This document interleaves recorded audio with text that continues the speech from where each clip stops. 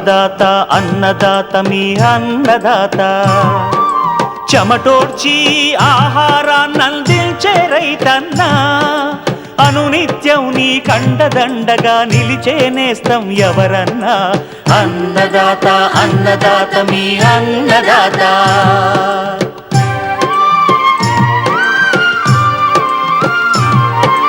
నూతన రీతుల సాగుబడికి నూరింతలు పెరిగే దిగుబడికి సూచనలిచ్చే సస్య రక్షణకు పశు పోషణకి శాస్త్ర విజ్ఞానం అందించి ముందుకు నడిపే తెలుగు రైతు భారతదేశానికి మకుటం అయ్యేలా తీర్చిదిద్దే ఆశయంతో మిమ్ము మేలు కొలిపేది అన్నదాత అన్నదాత అన్నదాత మీ అన్నదాత అన్నదాత అన్నదాత మీ అన్నదాత. అన్నదాత ప్రేక్షకులకు నమస్కారం. ఈనాటి ముఖ్యాంశాలు: పసుపు సాగులో మేలైన యాజమాన్య పద్ధతులు, సేంద్రియ ఎరువుగా కోళ్ల ఎరువు వాడకం మెలకువలు, భౌగోళిక గుర్తింపు పొందిన సజ్జాపూర్ చామగడ్డ సంగారెడ్డి జిల్లా కోహీర్ మండలంలో దాదాపు 100 ఏళ్లుగా సాగు.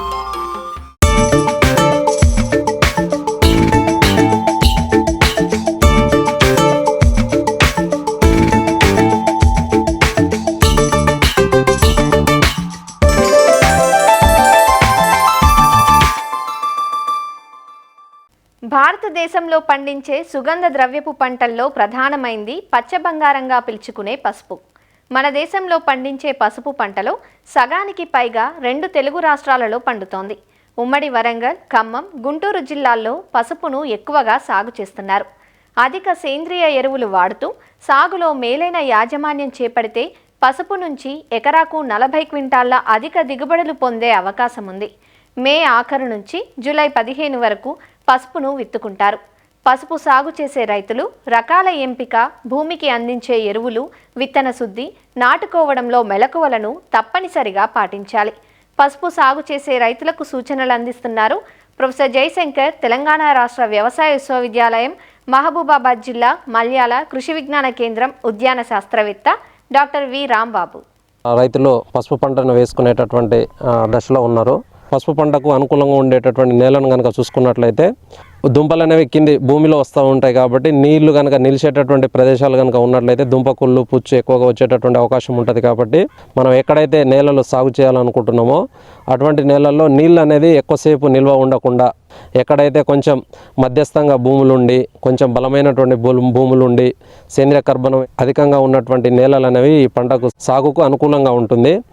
అదేవిధంగా ఉదజని సూచిక కనుక చూసుకున్నట్లయితే 6.5 నుంచి 7 వరకు ఉన్నటువంటి భూములు అనేది ఈ పంట సాగు చేసుకోవడానికి చాలా అనుకూలంగా ఉంటుంది.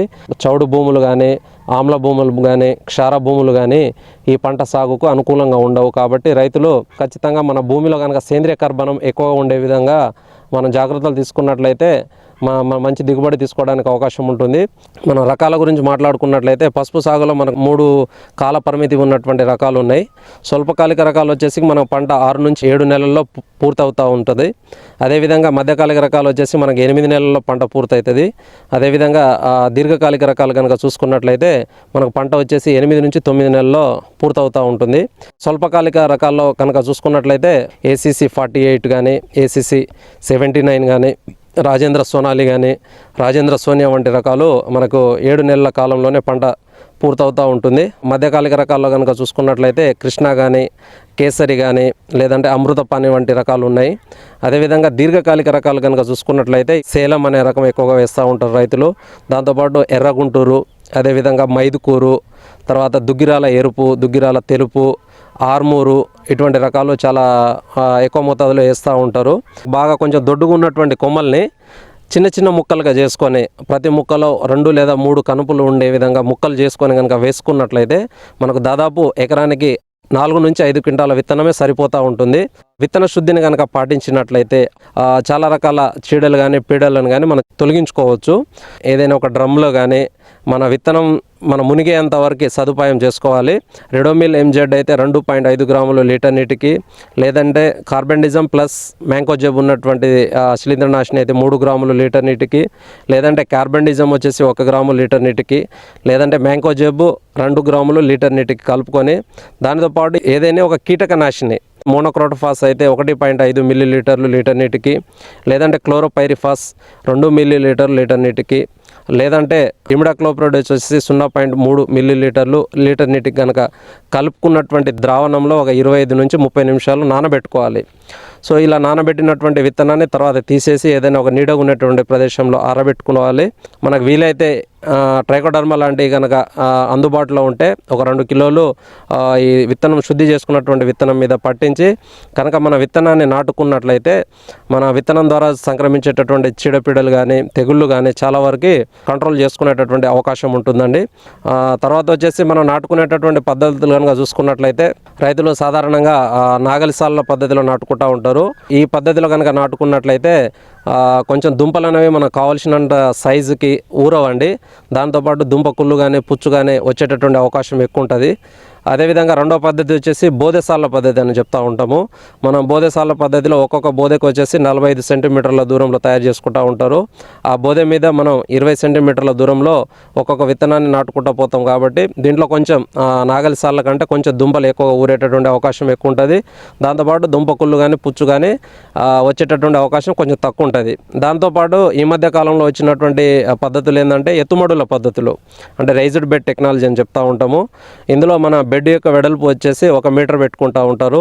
బెడ్ యొక్క ఎత్తు వచ్చేసి 15 నుంచి 20 సెంటీమీటర్లు పెట్టుకుంటూ ఉంటారు.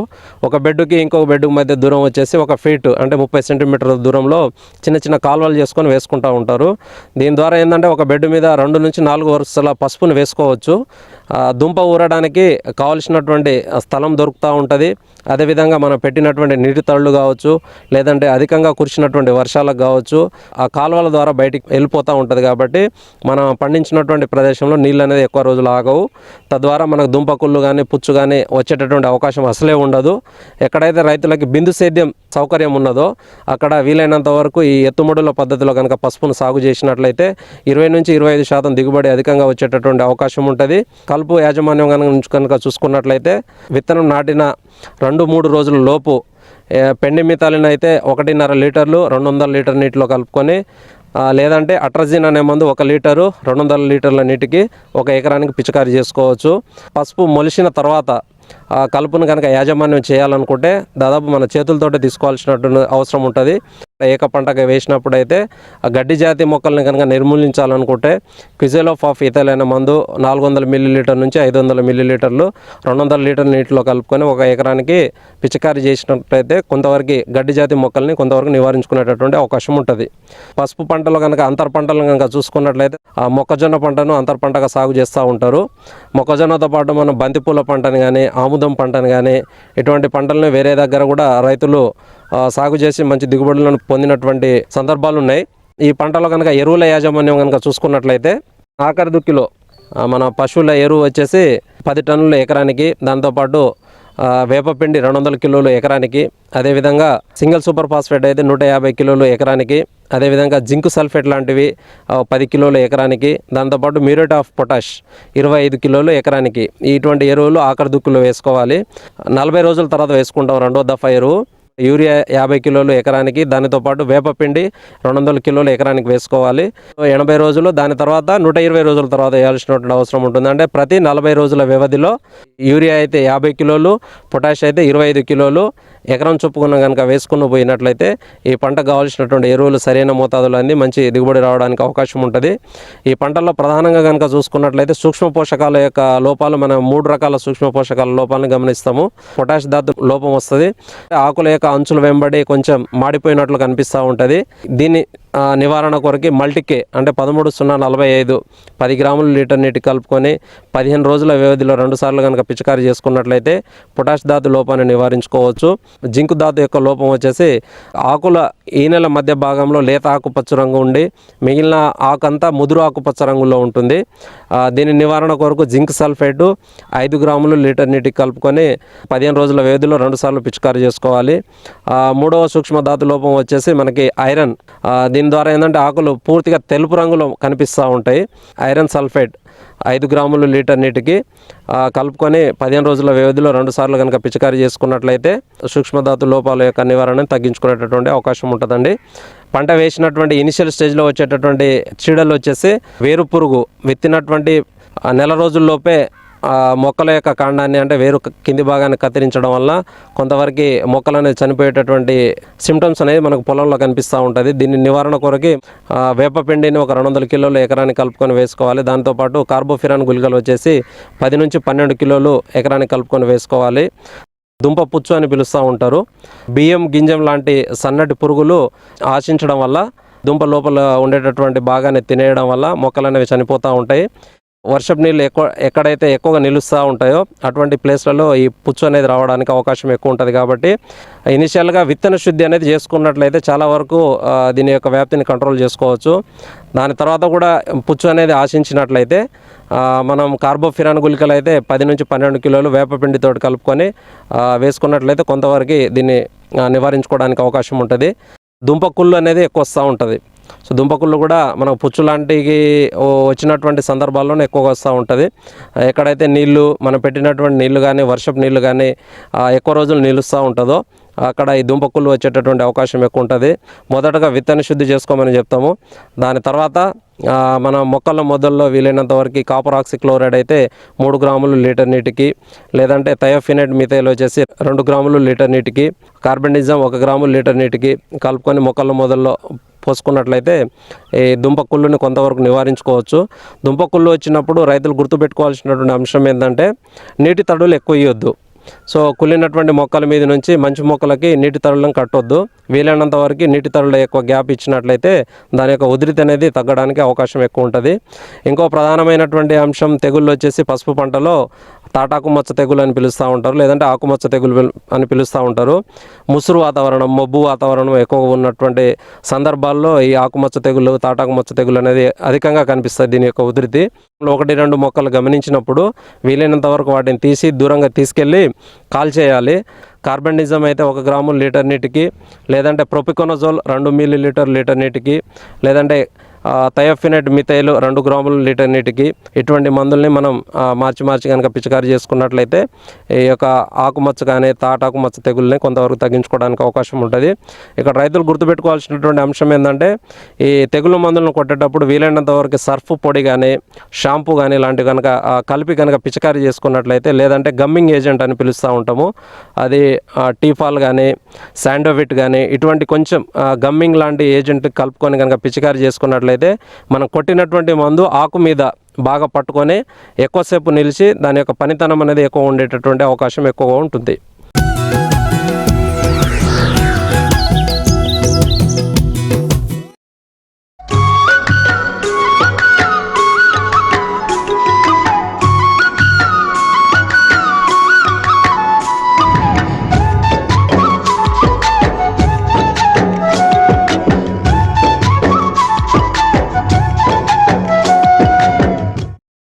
మితిమీరిన రసాయనాల వాడకం పంట ఆరోగ్యానికే కాక పర్యావరణానికి, మానవాళి ఆరోగ్యానికి తీవ్ర నష్టం కలిగిస్తోంది.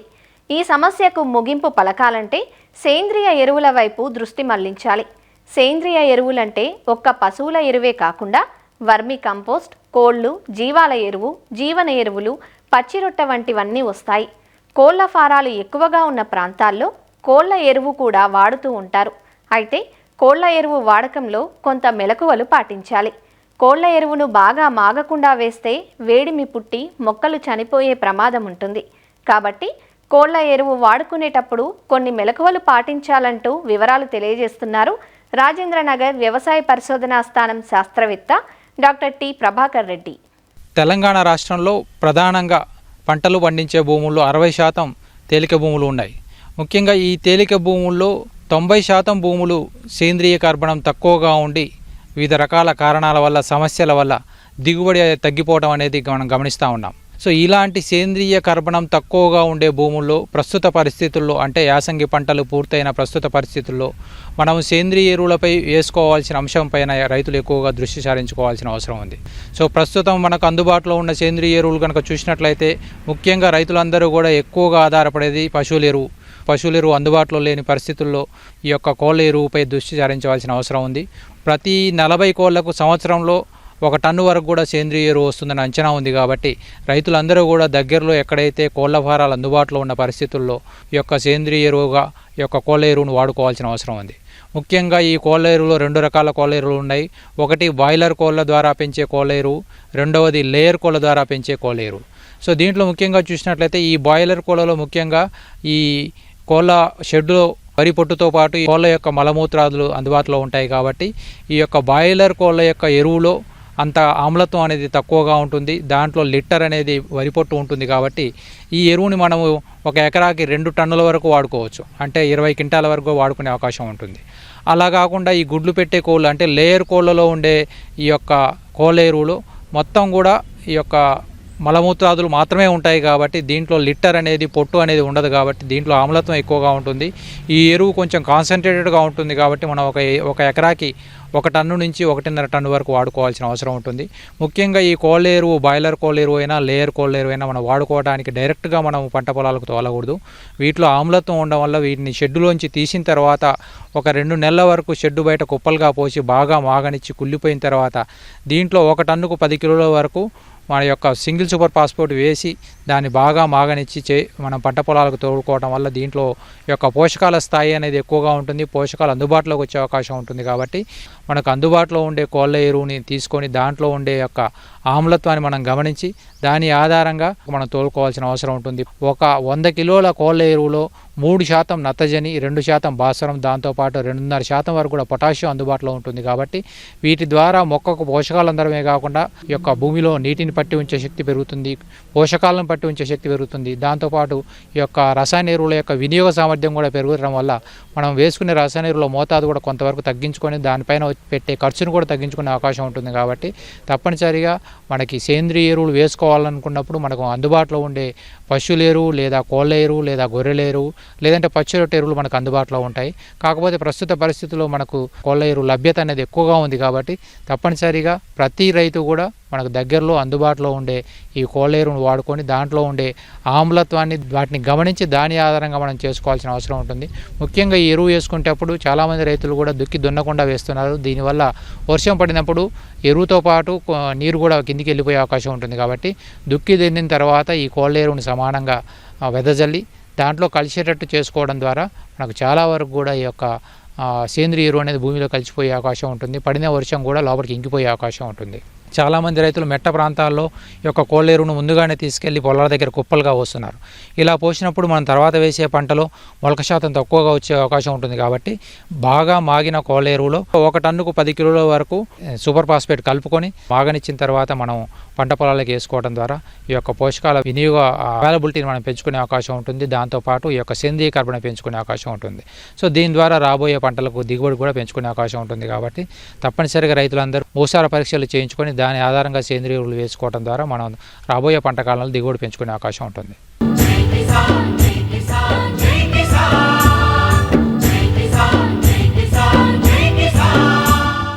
చామదుంప సాగులో 100 ఏళ్ల చరిత్ర కలిగిన గ్రామం సంగారెడ్డి జిల్లా కోహీర్ మండలంలోని సజ్జాపూర్. వారసత్వ పంటగా గ్రామమంతా చామదుంప సాగు చేస్తూ మెరుగైన ఆదాయాన్ని ఆర్జిస్తున్నారు. ఎర్ర నేలలు సాగుకు అనుకూలంగా ఉండి మంచి దిగుబడులను అందిస్తున్నాయి. ఇక్కడ పండే దుంపకు మార్కెట్లో డిమాండ్ సైతం ఎక్కువే. ఇన్ని సుగుణాలు ఉన్న సజ్జాపూర్ చామగడ్డకు ఇటీవలి కాలంలో భౌగోళిక గుర్తింపు సైతం లభించడం విశేషం. సంగారెడ్డి జిల్లా సజ్జాపూర్ గ్రామంలో పండే చామదుంపకు ఒక ప్రత్యేకత ఉంది. 100 ఏళ్ల వారసత్వంగా ఇక్కడి రైతులు చామదుంపను సాగు చేస్తున్నారు. ఇక్కడి ఎర్రరేగడి నేలలు చామదుంప సాగుకు అనుకూలం. మార్కెట్లో దొరికే ఇతర చామదుంపలతో పోలిస్తే సజ్జాపూర్ రకం రుచిపరంగా బాగుంటుందని మార్కెట్లో సైతం తమ పంటకు మంచి డిమాండ్ ఉంటుందని సాగుదారులు చెబుతున్నారు. ఎరువుల వినియోగం తక్కువగా ఉండి నేల సహజ సారంతో పండటం దీని ప్రత్యేకత. సజ్జాపూర్ చామదుంపకు జిఐ ట్యాగ్ లభించడంపై ఇక్కడి రైతులు సంతోషం వ్యక్తం చేస్తున్నారు. ఇక్కడ చామగడ్డ మా తాతల పూర్వకాలం నుంచి చేస్తాం సార్. ఇక్కడ మంచి దిగుబడి వస్తుంది సార్. ఇక్కడ పంట ఇది జనవరిలో పెడతాం మేము. పంట ఇది జనవరి నుంచి మనకి ఇక జూన్ వరకు దాకా తీసుకోవచ్చు. దీన్ని పోతే వచ్చి మంచిగా ఇట్లా దుక్కి ఎరువు చల్లాలి, డిఏపి వేసిన తర్వాత ఇక గడ్డ పెట్టాలి. పెట్టినాక ఇక మనకు ఒక 2 నెలల తర్వాత మళ్ళీ ఫర్టిలైజర్ వాడి బోధ కొట్టాలి సార్. మనం మళ్ళీ ఒక 4 నెలల తర్వాత 990 కానీ ఇడవచ్చు మనం దాని డ్రిప్ ద్వారా. ఇడిచినాక ఇక మనము 5 నెలల లోపు మనకు మంచి పంట వస్తుంది సార్. ఇది 5 నెలల నుంచి 6 నెలల దాకా తీసుకోవాలి మనం. ఇక సూపర్ పంట వెళ్తుంది సార్. మంచిగా మనకు హైదరాబాద్లో కానీ తీసుకెళ్తే 8 గంటలకల్లా బస్తాలు దళారులు మొత్తం ఎత్తుకెళ్తారు సార్. ఎకరానికి మనకు 150 క్వింటాల దాకా వెళ్తుంది సార్ మనకి. ఇక్కడ ఎకరానికి 5 క్వింటాలు పడుతుంది సార్. ఇది 5 క్వింటాలు పెట్టాలి మన పిల్ల ఇట్లా సన్నయి పిల్ల కూడా పెట్టిన అమ్ముకున్నాక కూడా దీని తల్లి ఉంటుంది. దాన్ని ఇట్లా నరికి కూడా దాన్ని పెట్టుకుంటే కూడా మనకు ఒక 7 క్వింటాల వరకు పడుతుంది సార్. మండవ అంటారు దాన్ని నరికి పెడితే మనకు అదే 7 క్వింటాలు పడుతుంది. ఇక గుర్తింపు అవార్డు వచ్చినందుకు మాకు చాలా సంతోషంగా ఉంది సార్. సజ్జాపూర్లో మాకు ఎకరానికి ఇంచుమించు ఒక 50,000 పెట్టుబడి వస్తుంది సార్. దీనికి ఆదాయం ఒకసారి 2,500 నుంచి 3,000, 3,500 దాకా అమ్ముతుంది క్వింటాల్కి. ఇది మంచి దిగుబడి వస్తుంది, మంచి రేటు కూడా అమ్ముతుంది సార్. ఒక్కొక్క పారి 4,000 కూడా అమ్ముతుంది ఇది. ఇక ఇప్పుడు మినిమం ఇప్పుడు 2,500 నుంచి 3,000 క్వింటాలు ఉంది సార్ ఇప్పుడు ఇది. మా సజ్జాపూర్ గ్రామంలో మొత్తం ఎర్ర నేలలు ఉంటాయి. ఈ ఎర్ర నేలల్లో దుంప పంటలు అనేవి చాలా ఫేమస్. ఈ చామగడ్డ కూడా 100 ఏళ్ళ నుంచి వేస్తూనే ఉన్నారు. ఇది మంచి 6 నెలల పంట. దీన్ని పండియడం వల్ల రైతులు కూడా చాలా లాభాలు వస్తున్నాయి, ఒక్కసారి నష్టాలు కూడా వస్తుంటాయి. మినిమంగా అయితే 2,000 కంటే తక్కువ అయితే ఎప్పుడు రేటు ఉండదు. ఎప్పటికైనా మంచి పంట. సంవత్సరంలో 2 పంటలు కూడా తీసుకోవచ్చు. స్వల్పకాలిక, దీర్ఘకాలిక అని 2 రకాలు ఉంటాయి ఇందులో.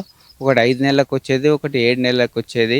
ఈ ఎర్ర నేలల్లో 5 నెలల పంట చాలా బాగా పండుతుంది. ఈ ఊర్లో ఒక 100 ఎకరాల వరకు పండిస్తుండ్రు.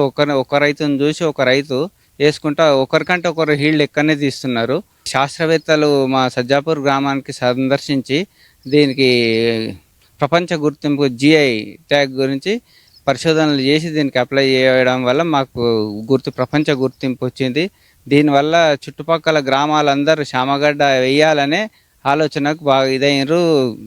వేరే కంపెనీస్ కూడా ఇక్కడ వచ్చి ఈ జిఐ వచ్చినందుకు దీని విత్తనానికి దానికి డిమాండ్ పెరిగి మాకు కూడా రైతులకు లాభాలు ఎక్కువ వస్తాయని మేము కూడా ఆశిస్తున్నాం. వేరే పంటల కంటే దీనికి ఏమి రోగాలు ఉండవు, దీనికి పెట్టుబడి తక్కువ. ధరల హెచ్చుతగ్గులు పెద్దగా లేకపోవడం ఇక్కడి సాగుదారులకు కలిసొస్తున్న అంశం. ఎకరాకు 150 క్వింటాళ్ల దిగుబడి వస్తుండగా క్వింటా 2,500 నుంచి 3,000 వరకు ఇక్కడి దుంపకు ధర పలుకుతోంది. గ్రామంలో 100 ఎకరాలకు పైగా పంట సాగులో ఉంది. తెలంగాణ ఉద్యాన విశ్వవిద్యాలయ శాస్త్రవేత్త పిడిగెం సైదయ్య నేతృత్వంలో సజ్జాపూర్లో జరిగిన పరిశోధనలు ఈ పంటలోని అద్భుతాలను వెలుగులోకి తెచ్చాయి. శతాబ్ద కాలంగా రైతులు తమ సొంత విత్తనాన్నే వాడుతుండడం వల్ల దీని జన్యు స్వచ్ఛత చెక్కుచెదరకుండా ఉంది. ఇందులో పీచు పదార్థం ఎక్కువగా ఉండటంతో పాటు తక్కువ గ్లైసెమిక్ ఇండెక్స్ కలిగి ఉండటం మరో విశేషం. మేము చాలా రోజుల సంది చామగడ్డ వేస్తాము. నేను కూడా ఒక ఎకరం వేసుకున్నా. మార్కెటింగ్ కూడా బాగానే ఉంటుంది. మా దగ్గర కూడా బులోరా ఉంది సార్. నా దగ్గర నేను కూడా మార్కెట్కి తీసుకపోతే నాతో పాటు కాకుండా కూడా వేరే బండ్లు కూడా నడుస్తాయి. వాళ్ళకు కూడా బాగానే ఇదవుతుంది అన్నమాట. మా బండి వాళ్ళకు కూడా గిరాకీ ఉండడం అది ఉండడం కూడా చామగడ్డ దాంతో కూడా మంచిగానే ఉంటుంది సార్. మేము మార్కెట్ గుడిమల్కాపూరు, మూసాపేటు, పొటన్చెరువు, బోయిన్పల్లి ఈ మార్కెట్ ఒక్కొక్కసారి మామూలుగా జరాబాద్లో కూడా అమ్ముతాం కానీ తక్కువ అమ్ముతారు సార్. సజ్జాపూర్ అన్నందాడే వాళ్ళు పేపర్లు తీసుకెళ్ళిపోతారు. అప్పుడే రేట్ మాట్లాడుకొని స్టేట్తో మాట్లాడుకొని వెళ్ళిపోతారు. నేను వివోఏగా పనిచేస్తాను. డాక్టర్ సంఘాల పైన వివోఏగా పనిచేస్తా. నాకు కూడా 2.5 ఎకరాల పొలం ఉంది. నేను కూడా ప్రతిసారి ఒక 1/2 ఎకరు 1.5 ఎకరు అట్లా చామగడ్డ వేసుకుంటా. చామగడ్డ వల్ల మనకు బెనిఫిట్ ఏంటంటే మందుల పిచికారి ఎక్కువ ఉండదన్న. దీనికి దుక్కి మందే వేసుకుంటే సరిపోతుంది. ఇంకోటి ఏంటంటే ఇంట్లో ఒక 4 ఉన్నా కానీ వాళ్ళు దీన్ని రూప్ చేసుకొని మార్కెటింగ్ చేసుకోవచ్చు. లేబర్ ఛార్జెస్ పెట్టాలి, ఒక రోజు 10 మంది రావాలి, లేబర్ను పెట్టి ఇది చేయాలి, లాగోడు ఎక్కువ పెట్టాలని లేదు. ఇంట్లో ఒక 4 ఉన్నా కానీ రోజుకు ఒక 10 బ్యాగులు 15 బ్యాగులు కూడా మార్కెట్కు ఈజీగా వేసుకోవచ్చు. ఇంకోటి ఏంటంటే ఇప్పుడు ఈ మధ్యన ఈ గుర్తింపు వచ్చిన నుంచి మాకు ఐకేపీలో కూడా మీటింగ్స్ పెట్టి మేము కూడా నాన్ ఫండ్ కింద రైతుల దగ్గర చామగడ్డ కొనాలి, వాళ్ళకు ప్రోత్సహించాలని చెప్పేసి కూడా మాకు కూడా మీటింగ్స్ పెట్టి చాలా విషయాలు చెప్తున్నారు చామగడ్డ పైన. ఇంకోటి ఏంటంటే ప్రపంచ స్థాయిలో సజ్జాపూర్కు ఈ గుర్తింపు వచ్చిందంటే మాకు చాలా ఆనందంగా ఉంది. చామదుంప సాగుతో జీవనం సాగిస్తున్న సజ్జాపూర్ రైతులకు భౌగోళిక గుర్తింపుతో మార్కెటింగ్ అవకాశాలు మరింత పెరిగే అవకాశం ఉందంటూ అధికారులు చెబుతున్నారు.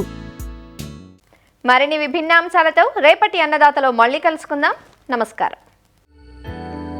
అన్నదాతలు తమ సందేహాలు సమస్యలను 1800-425-4085 టోల్ ఫ్రీ నెంబర్లో ఉదయం 10 గంటల నుంచి 11 గంటల మధ్య పని దినాలలో సంప్రదించగలరు. ఈ కార్యక్రమాన్ని యూట్యూబ్లో www.youtube.com/annadaata ETV లింక్ ద్వారా వీక్షించవచ్చు.